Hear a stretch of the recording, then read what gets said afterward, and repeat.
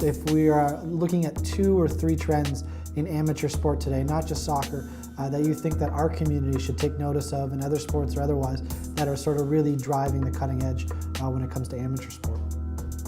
I think first and foremost, I'm not going to even start with an element to do with the actual technical side. I'm going to say governance. And I know very recently Ontario Soccer moved very swiftly to make a very radical decision. It may seem in the short term, but I think a very serious, very stable, a very long-term, insightful view of moving their board from sort of regional representation to one that is responsible for Ontario Soccer as its entirety. So I think that, first and foremost, it provides the basis for stability, for long-term planning, as well as an examination of the short-term challenges across the entirety of Ontario. So I think that, first and foremost. So I would look to organisations that understand their purpose, okay, really why they actually exist, before they ever rush to this sort of vision and mission. And then the next thing around that is, I know for a number of years Ontario Soccer has had a very good, very strong strategic planning document. The key issue that I see across all organisations is the ones that succeed,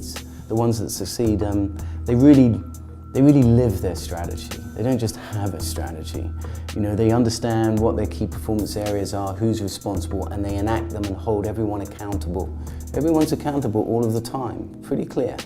The other aspect, you know, around the volunteerism, we survive in minor sport by the level and acumen of our volunteers. And in my book, if you're going to do anything with children and youth, then volunteerism is not an excuse for poor performance. You know, you should be as astute and as a professional in that area.